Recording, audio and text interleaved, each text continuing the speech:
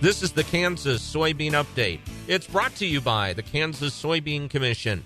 The Soybean Checkoff, progress powered by Kansas farmers. Mary Knapp, Assistant State Climatologist, is joining us. And Mary, as fall harvest is underway for soybean producers out there, how are they looking as far as the weather as they continue the harvest? Well, the weather is actually looking pretty favorable from the harvest standpoint. The question will be just how much of the rain materializes. We're looking at temperatures being in the moderate range with highs maybe approaching 80 degrees towards the midweek in advance of the next frontal system. There is going to be a scattered chance of moisture, and this is best chances, believe it or not, are going to be in the western part of the state. Question is how much moisture will be out of that. It may be mostly a mist event rather than an actual rainfall event. So maybe enough to have problems with the moisture in the beans, not necessarily getting into the field.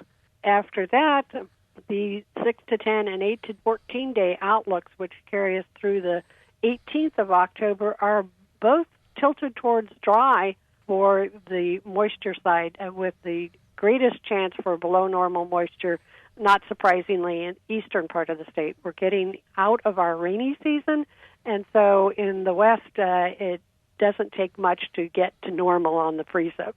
And Mary, as we talk about potential for early freeze, have we seen any freezing temperatures in the state already?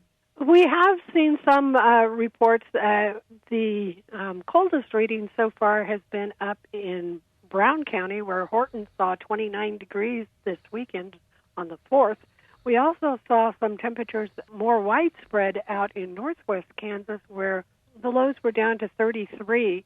And, of course, if it's reported at one of our observing stations at that low of a temperature, low-lying areas are likely to have seen some colder readings as well. And typically, you would be mid to late October before we would even get to an average freeze date in Kansas. Well, it depends again upon the part of the state. In the northwest and west central, the average freeze date is actually late September to that first week in October, and that drops back into mid-October as you get into the middle part of the state, and late October as you get down into that southeastern corner. All right, Mary, we appreciate your time. Thank you very much.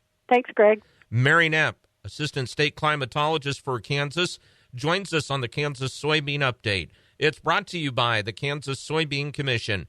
The Soybean Checkoff, progress powered by Kansas farmers. Learn more at kansassoybeans.org. For Kansas Soybeans, I'm Greg Akagi.